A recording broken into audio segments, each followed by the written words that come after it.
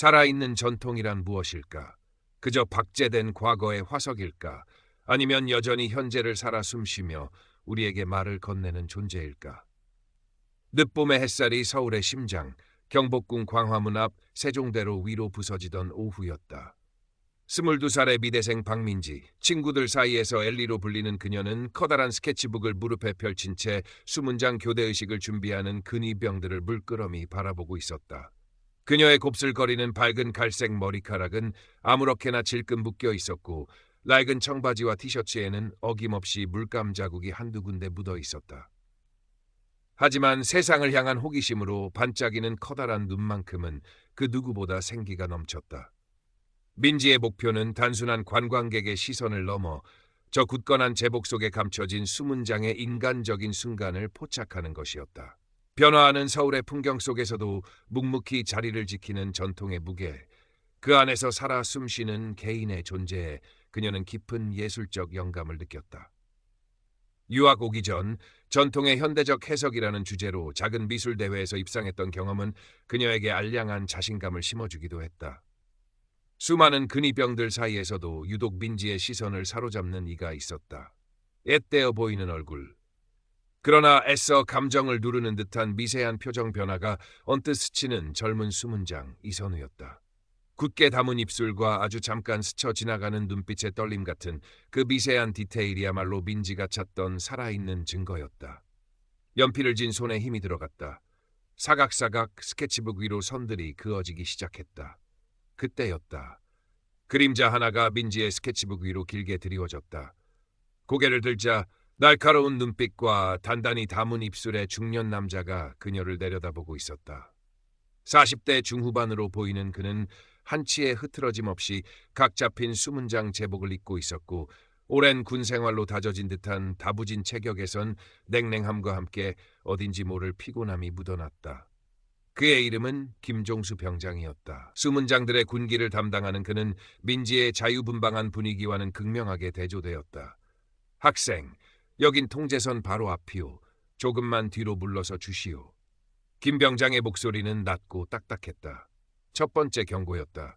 민지는 가볍게 고개를 숙여 사과했지만 그의 지나치게 권위적인 태도에 마음 한구석에선 작은 반감이 고개를 들었다. 하지만 그 반감보다 더 큰 것은 저 차가운 표정 뒤에 숨겨진 이야기에 대한 예술가적 호기심이었다. 민지는 스케치북을 고쳐 안으며 다시 한번 선우에게로 시선을 옮겼다. 아직 이야기는 시작되지 않았다. 다음 날부터 민지의 수문장 관찰은 본격적으로 시작되었다. 김 병장의 따가운 시선에도 아랑곳하지 않고 그녀는 경복궁 주변을 맴돌며 다양한 각도에서 그들의 모습을 스케치했다. 흥내문 앞 근정전으로 향하는 길목, 심지어 운이 좋으면 교대식을 마치고 잠시 숨을 돌리는 듯한 그들의 뒷모습까지. 물론 대부분은 멀찍이서 최대한 그들의 임무에 방해가 되지 않으려는 소심한 배려를 동반한 관찰이었다. 이선우 수문장을 다시 발견한 것은 며칠 뒤 광화문 광장에서였다. 그는 여전히 굳건한 자세를 유지하고 있었지만 민지는 그가 자신을 어렴풋이 의식하고 있다는 것을 느낄 수 있었다. 아주 미세하게 그의 시선이 자신을 향했다가 빠르게 제자리로 돌아가는 것을 몇 번 목격했기 때문이다. 민지는 그런 모습조차 흥미로웠다. 저 사람도 결국 인간이구나. 저 엄격한 규율 속에서도 분명 생각하고 느끼고 있겠지. 그녀의 연필은 더욱 섬세하게 움직였다. 하지만 평화로운 관찰은 오래가지 못했다. 김종수 병장은 민지를 요주의 관광객으로 단단히 낙인 찍은 듯했다. 그는 이전보다 더욱 노골적으로 민지의 행동을 주시했고 사사건건 트집을 잡으려 들었다. 어느 날 민지가 옆에 있던 외국인 관광객에게 영어로 저분들도 결국 사람일 텐데 저렇게 하루 종일 서 있으면 너무 힘들 것 같아요. 안쓰럽기도 하고요. 라고 혼잣말처럼 중얼거리는 것을 김 병장이 우연히 듣게 되었다. 그는 마치 기다렸다는 듯이 다가와 싸늘한 목소리로 쏘아붙였다. 학생, 함부로 말하지 마시오. 이곳에서 국왕 폐하를 모시고 궁궐을 수호하는 것은 우리 수문장들의 영광스러운 임무요. 관광객의 값싼 동정 따위는 필요 없소. 그의 목소리에는 경멸감마저 서려 있었다. 주변의 시선이 일순 민지에게로 쏠렸다. 얼굴이 화끈거렸지만 민지는 물러서지 않았다. 그녀는 김 병장을 똑바로 바라보며 또렷하게 대답했다. 저는 동정하는 게 아니에요. 그저 한 인간으로서 저분들을 이해하고 싶을 뿐입니다. 저 제복 뒤에 가려진 진짜 모습을 보고 싶은 거예요. 그게 왜 값싼 동정이죠? 예상치 못한 민지의 당돌한 반박에 김 병장의 미간이 꿈틀거렸다. 그는 잠시 말을 잃은 듯 보였으나 이내 더욱 차가운 표정으로 돌아와 학생의 그 이해라는 것이 우리에게는 방해가 될 뿐이요. 다시 한번 경고하는데 정해진 구역을 벗어나거나 우리의 임무 수행에 지장을 주는 행동은 용납하지 않겠소. 라는 말을 남기고 돌아섰다. 그날 이후 민지와 김 병장 사이에 보이지 않는 긴장감은 더욱 팽팽해졌다. 민지는 쉽게 포기하는 성격이 아니었다. 김 병장의 압박이 거세질수록 그녀의 예술로는 오히려 더욱 불타올랐다. 그래, 어디 한번 해보자. 당신들이 그렇게 지키려는 전통이라는 게 뭔지, 그 안에 인간은 어떻게 숨쉬고 있는지 내가 꼭 그려내고 말겠어. 그녀는 오기가 생겼다. 주말에는 국립중앙박물관이나 서울역사박물관을 찾아 조선시대 군사제도와 복식에 대한 자료를 탐독했다. 수문장 제복의 각 부분이 지닌 의미, 그들이 사용하는 의작물의 역사적 배경 등을 알아갈수록 그녀의 작품 구상은 더욱 깊이를 더해갔다. 단순한 외형 셔터가 아니라 그 안에 담긴 정신과 역사를 담아내고 싶었다. 그러던 어느 토요일 오후, 민지는 뜻밖의 장소에서 이선우 수문장을 마주쳤다. 스케치 도구를 챙겨 서울숲으로 향하던 길, 인사동의 한 찻집 앞을 지나는데 익숙한 얼굴이 눈에 들어왔다. 사복 차림의 선우였다. 제복을 벗은 그는 훨씬 앳되고 평범한 20대 청년의 모습이었다. 어색하게 쭈뼛거리며 찻집 안으로 들어가는 그를 보며 민지는 잠시 망설였다. 아는 척을 해야 하나 말아야 하나. 결국 호기심을 이기지 못한 민지는 자신도 모르게 찻집 안으로 발걸음을 옮겼다. 다행히 선우는 혼자였다. 창가 자리에 앉아 멍하니 창밖을 바라보고 있는 그의 옆모습은 어딘지 모르게 쓸쓸해 보였다. 민지는 조심스럽게 다가가 말을 걸었다. 저 혹시 이선우 씨 아니세요? 경복궁에서 몇 번 뵌 적이 있는데. 선우는 깜짝 놀란 듯 민지를 돌아보았다. 그의 눈에는 당혹감과 경계심이 동시에 어렸다. 아, 네, 맞습니다만 혹시 절 아십니까? 저는 박민지라고 해요. 근처 미대에서 공부하고 있고요. 요즘 수문장님들을 주제로 그림을 그리고 있거든요. 민지는 최대한 상냥한 미소를 지으며 자신의 스케치북을 살짝 보여주었다. 스케치북에는 선우의 모습도 몇 장 그려져 있었다. 선우는 자신의 그림을 보고 얼굴이 살짝 붉어지는 듯했다. 제 그림을 그리셨다고요?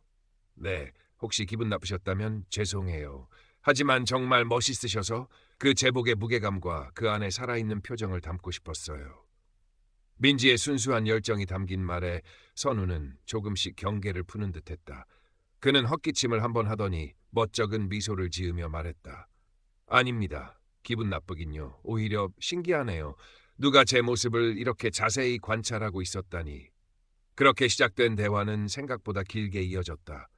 선우는 처음에는 어색해했지만 민지가 자신의 그림에 대해 그리고 전통과 예술에 대한 자신의 생각들을 솔직하게 이야기하자 조금씩 마음을 열었다.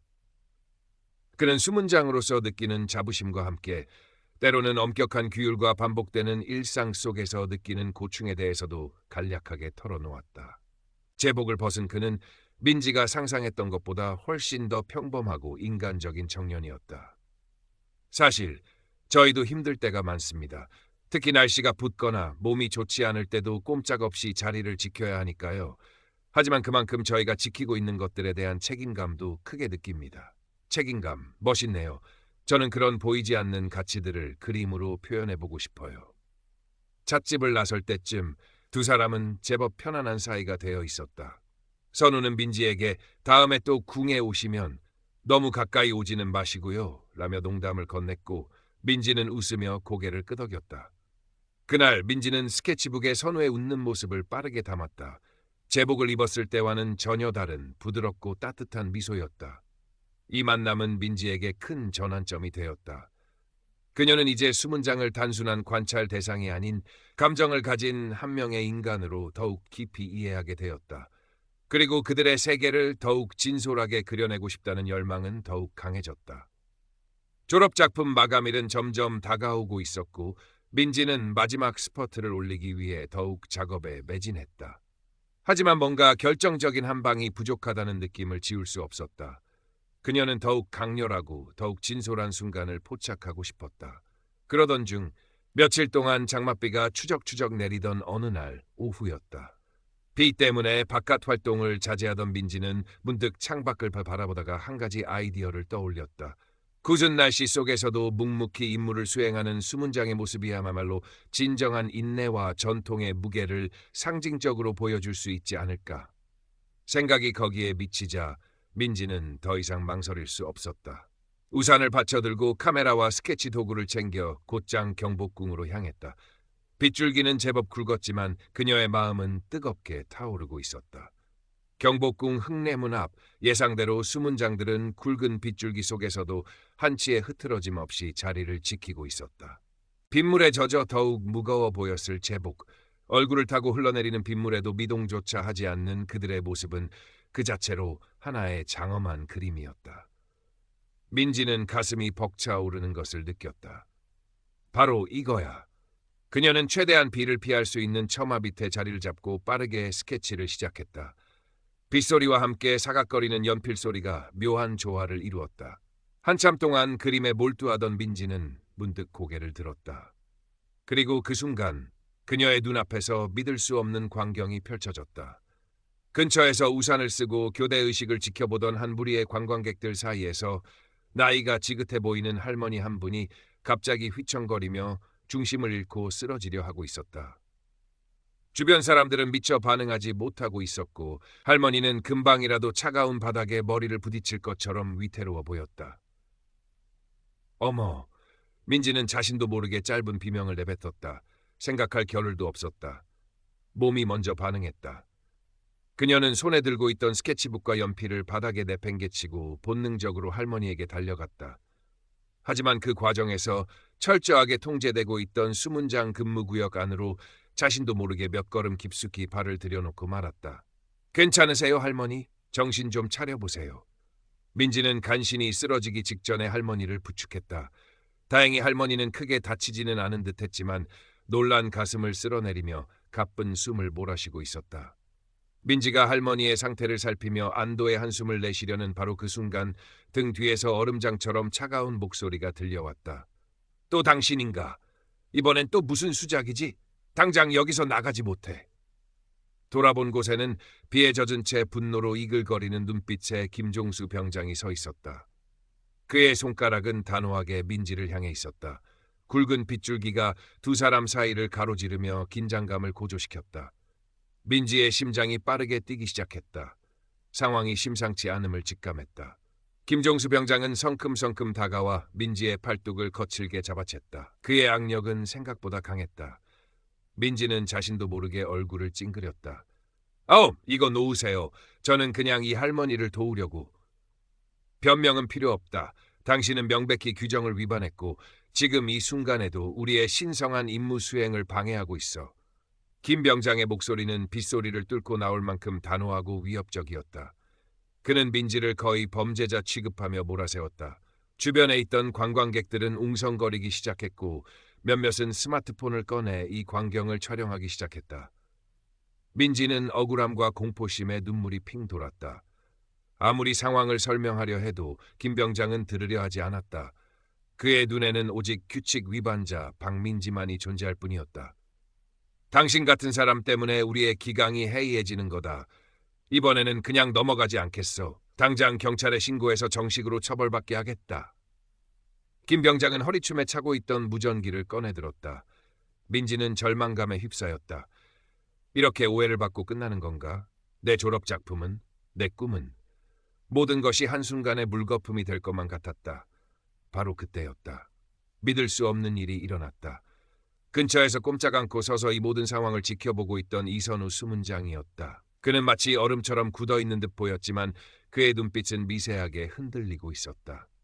김 병장이 무전기를 입에 가져다 대려는 순간 선우가 아주 낮은 그러나 분명한 목소리로 입을 열었다. 병장님, 잠시만 기다려 주십시오. 모든 시선이 일제히 선우에게로 향했다. 김 병장조차 놀란 듯 선우를 쳐다보았다. 수문장이 근무 중에 그것도 상급자에게 사적인 발언을 하는 것은 극히 이례적인 일이었다. 선우는 잠시 망설이는 듯 입술을 깨물더니 용기를 낸 듯 다시 한번 말했다. 제가 봤습니다. 저 학생은 정말로 저 할머니를 도우려 했던 것 같습니다. 갑자기 쓰러지시는 바람에 경황이 없어서 그랬을 겁니다. 김 병장의 얼굴이 일순간 불그락푸르락 변했다. 그는 믿을 수 없다는 듯 선우를 노려보았다. 이선우 수문장, 자네 지금 제정신인가? 감히 나한테 반항하는 건가? 여기가 어디라고 함부로 입을 놀려. 당장 내 자리로 돌아가지 못해. 김 병장의 고함 소리가 궁궐마당에 울려 퍼졌다. 선우는 김 병장의 서슬퍼런 기세에 눌린 듯 다시 입을 다물었지만 그의 눈빛은 여전히 민지를 향해 있었다. 그 짧은 순간 민지는 선우의 눈빛에서 자신을 향한 작은 연민과 지지를 읽었다. 그것은 절망 속에서 발견한 한 줄기 빛과 같았다. 그 작은 용기에 힘을 얻은 민지는 더 이상 물러서지 않기로 결심했다. 그녀는 김 병장의 팔을 뿌리치고 그를 정면으로 마주 보았다. 젖은 머리카락이 얼굴에 달라붙었지만 그녀의 눈빛은 그 어느 때보다 단호했다. 제가 뭘 그렇게 잘못했습니까? 사람을 돕는 게 규칙 위반보다 더 나쁜 일인가요?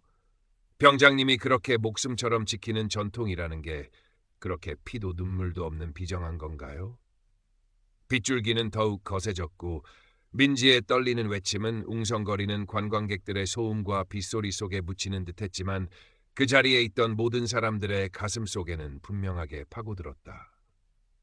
쓰러졌던 할머니는 어느새 주변 사람들의 도움으로 정신을 차리고 일어나 이 모든 상황을 어리둥절한 표정으로 지켜보고 있었다.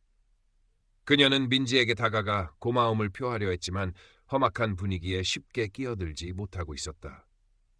김 병장은 민지의 당돌한 외침에 잠시 할 말을 잃은 듯 보였다. 하지만 이내 그는 더욱 완고한 표정으로 돌아와 규율은 규율이다. 어떤 상황에서도 예외는 있을 수 없어 라고 소리쳤다. 팽팽한 긴장감 속에서 시간은 더디게 흘러갔다. 결국 신고를 받고 경찰관 2명이 현장에 도착했다. 김 병장은 기다렸다는 듯이 민지를 가리키며 그녀의 만행에 대해 일장연설을 늘어놓기 시작했다. 민지는 억울함을 호소했지만 흥분한 김 병장의 목소리에 묻혀버리기 일쑤였다. 상황은 민지에게 불리하게 돌아가는 듯했다. 하지만 그때 예상치 못한 변수가 생겼다. 민지의 도움을 받았던 할머니와 그녀의 가족들이 적극적으로 나서서 민지를 변호하기 시작한 것이다. 아니에요, 경찰관님. 이 학생은 정말로 저를 도와주려고 했어요. 제가 갑자기 어지러워서 쓰러질 뻔했는데 이 학생이 아니었으면 크게 다칠 뻔했다고요. 맞아요. 저 그놈 하신 분은 상황 파악도 제대로 안 하시고 무조건 소리만 지르시더라고요. 오히려 저 학생한테 상을 줘야 하는 거 아닙니까? 할머니의 아들로 보이는 중년 남성은 당시 상황을 촬영했던 스마트폰 영상까지 제시하며 민지의 결백을 주장했다. 영상에는 민지가 망설임 없이 할머니에게 달려가 부축하는 모습과 그 이후 김 병장이 과도하게 민지를 몰아세우는 장면이 고스란히 담겨 있었다. 경찰관들은 잠시 고민하는 듯 하더니 이선우 수문장에게도 조용히 다가가 몇 가지 질문을 던졌다. 선우는 여전히 긴장한 표정이었지만 자신이 본 그대로를 차분하게 진술했다. 그의 증언은 민지에게 결정적으로 유리하게 작용했다. 결국 상황은 싱겁게 마무리되었다. 경찰관들은 민지에게 가벼운 주의를 주는 선에서 사건을 종결시켰고 오히려 김종수 병장에게는 상황을 좀 더 유연하게 대처할 필요가 있어 보인다는 뼈있는 한마디를 남겼다. 김 병장은 분을 사귀지 못하는 듯 씩씩거렸지만 더 이상 어쩔 도리가 없었다. 그의 권위는 한순간에 땅에 떨어진 듯 보였다. 나중에 들리는 소문에 의하면 그는 이 일로 인해 상부로부터 엄중한 경고와 함께 과잉 대응에 대한 조사를 받게 되었다고 했다. 모든 소동이 끝나고 민지는 쏟아지는 빗줄기 속에 한참 동안 멍하니 서 있었다. 온몸이 비에 젖어 덜덜 떨렸지만 이상하게도 춥다는 생각은 들지 않았다. 오히려 가슴 한구석에서 뜨거운 무언가가 차오르는 것을 느꼈다. 그것은 분노도 억울함도 아니었다. 자신의 신념을 지켜냈다는 안도감, 그리고 예술가로서 한 단계 성장했음을 예감하는 미묘한 흥분이었다. 그날 이후 민지는 마치 신들린 사람처럼 졸업작품에 매진했다. 그날의 강렬했던 경험은 그녀의 작품에 고스란히 녹아들었다. 그녀는 규율 속의 인간성, 휴머니티이라는 제목으로 연작 시리즈를 구상했다. 굳건한 제복과 그 안에 숨겨진 인간적인 고뇌, 전통의 무게와 개인의 열정 사이의 충돌, 그리고 그 모든 것을 감싸 안는 서울이라는 도시의 풍경을 담아냈다. 그녀의 그림은 이전보다 훨씬 더 깊고 강렬한 메시지를 담고 있었다. 몇 달 후 민지의 졸업 전시회가 열렸다. 그녀의 작품은 예상치 못한 큰 반향을 불러일으켰다. 평론가들은 전통에 대한 신선한 시각과 인간에 대한 깊은 통찰이 돋보이는 수작이라는 찬사를 보냈고, 관람객들은 그녀의 그림 앞에서 오랫동안 발길을 떼지 못했다. 특히 빛 속에서 한 수문장이 고뇌하는 듯한 표정을 담은 그림과 그 옆에 대조적으로 그려진 생기 넘치는 젊은 여성의 모습은 많은 이들에게 깊은 인상을 남겼다.